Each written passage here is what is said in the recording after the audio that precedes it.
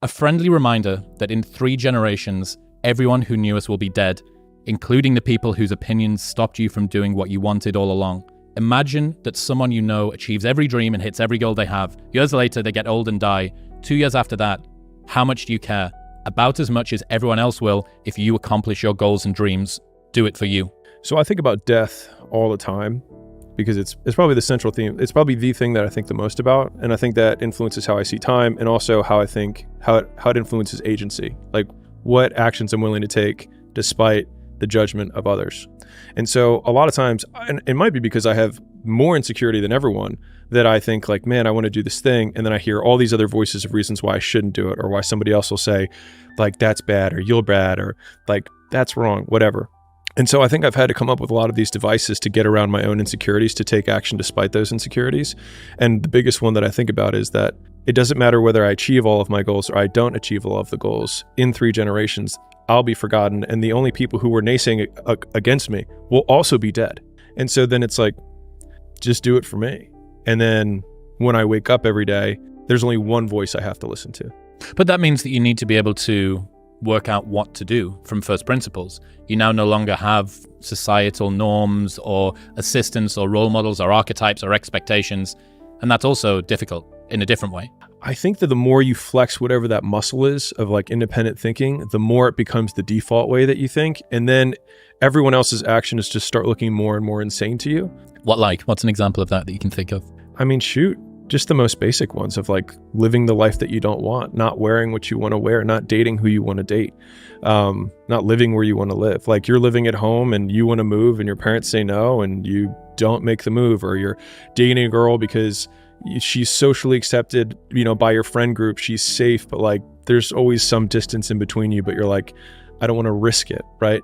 Or like you're in the job and every day you go there and you're like, I mean, it's okay. And the idea of just living an okay life just sounds so terrifying to me that the freedom to fail over and over again is still more fulfilling to me. At least it feels like it's real than walking through kind of on autopilot. And so I think that's a lot of the choices that other people make that seem insane to me now, but didn't seem insane to me a decade ago. You know what I mean? I think it's just like, as you practice taking more agency, taking more responsibility for the decisions, then you just get better and better at it. And then it just seems more and more ridiculous. They're like, I just can't quit my job. And you're like, why? Like, no, physically, why? Like, why can't you quit your job? Like, you know what I mean? They start hyperventilating. And it's like, could you move in with your parents? Could you move in with a friend? Could you split rent? I mean, I could, but I mean, other people who are going to die in 100 years would think what?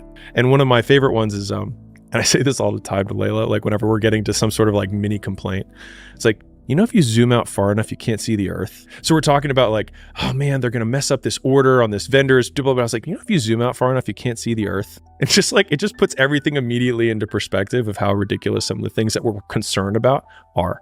Sean Puri's got this thing where he says, don't follow what most people do because you don't want the results that most people get. The average person is obese, likely to be divorced, and has less than 1K in the bank. It feels safe to do what everyone else is doing, but it's actually a terrible decision. It's like the best way to guarantee to not have the life that you want is to do what everyone else is doing. Unless you want what everyone else has, which no one does. Yeah, it's being able to think for yourself and treating it like a muscle, I think, is a smart way to consider it, because in the beginning it's really, really hard. Totally. You've been resting on societal norms and the way you've dealt with past trauma and your parents' expectations and what all of your friends do and what's accepted and all of this stuff for so long that when it first comes to you needing to step on that muscle, it's like trying to move your ears. Like all humans have got muscles that can move their ears, but because no one works it as a child, they just atrophy away. And this is the ear muscle of personal growth. I think I had a lot of practice with it because so a lot of people have many voices that they hear that they feel are judging them, right? They have their friends, they have their uncle, they have their siblings, they have their cousins, coworkers, whatever.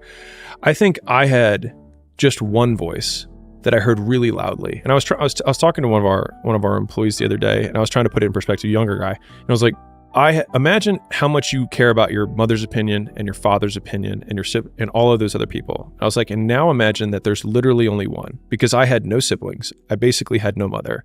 I had just a father. And so like his approval was literally everything. And he disapproved of the path that I wanted to take in my life.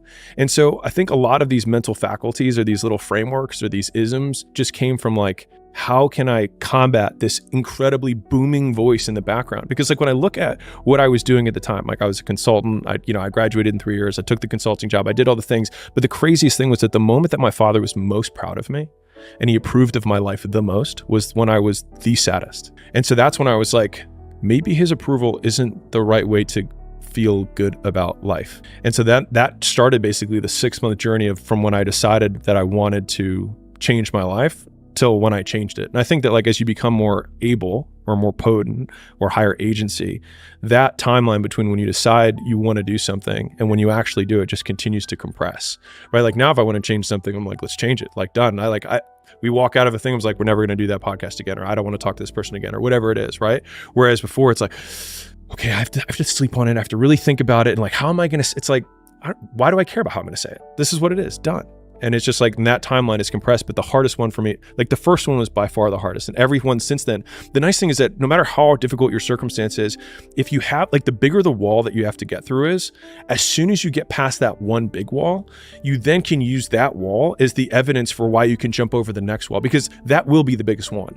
And so like, after I did quit my job and left my house and left Baltimore and didn't tell my dad until I was across the country because I was so afraid, like people think of me as like some big alpha, whatever. I was like, I was so afraid of my father's disapproval that I didn't tell him until I physically left the state.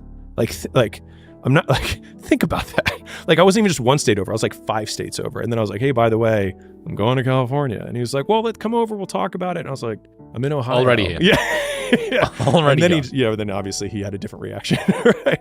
But then after that, it was like, what do I have to do now? It's like, oh, I gotta sell strangers. And I was like, I told my dad I didn't want to do what he wanted. How hard could this be?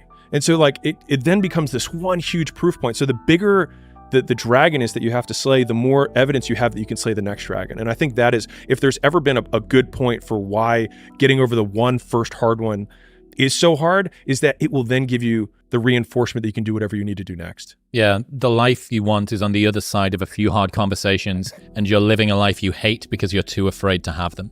I think about that a lot, because like whenever I feel anxious or insecure or angry or sad, I'm like, what conversation do I need to have that I'm not having? And so then, and usually if I just think for not that long, I'm like, this is the conversation I've been putting off. And then, I'm not the poster child of mental health. And so I'll just call myself a pansy for not having the conversation. And then I just have it. And so again, I think it's like, I need to have this conversation, and the time between when I have it versus, or when I know I need to have it, when I actually have it, just continues to compress. And if you've ever had like a breakup or a employee firing, or a quitting if you're an employee, like these things that you dread, I don't know if you notice it, but like the day you do it, the moment after you do it, I'm like, how many other conversations can I have? Like, I want to be like, I'm like, who else do I need to talk to? Yeah, totally. Because become a serial killer for awkward conversations. So like the next series of hard conversations that I had after I left home was actually like years later. So I had multiple partners I had a partner in one of my gyms. I had a partner in 4 other gyms. I had a partner in a chiro and dental marketing agency, and all of them relied on me to make money. And so all of their livelihoods were still dependent on me, but I was splitting everything, and it was horrible for me at the time. And so I remember when I ended up getting in a DUI, and I talked to a performance coach or whatever, and he was like, your stress and these conversations could literally kill you. He's like, they almost did. So I got in a head-on collision at 60 miles an hour and I walked away, no injuries. But it was like my wake-up call, but not to stop drinking. It was my wake-up call that I needed to have these conversations. And that's what I was avoiding when I was drinking. It wasn't the alcohol. It was what were the things that I'm avoiding, that I'm using alcohol to get away from. And so the next day, I had the first conversation with the first partner, and it was horrible. But the moment I was done, I was like, I got to call the other guy. And I called the other one. I was like, this is how it is. And the thing is I had this backstop of my death, of like, you almost just died because you wouldn't have this conversation. And so then it just gave me this courage to just be like, and whatever the reaction was, I was like, I'd rather be alive. Like, that was it. And so it's weird though, because death has been this really recurring theme in my life, that like the same thing happened when like the only thing that gave me enough balls to stand up to my dad, to be fair, from a distance from the car when I was driving halfway across the country. Like, let's not make me into too big of a hero here. Was the idea that like I started thinking like every day, I was like, I hope I don't wake up. You know what I mean? And that was that was the thing where I was like, this is a big enough problem that like, if you don't want to wake up, then what have you got to lose? Exactly.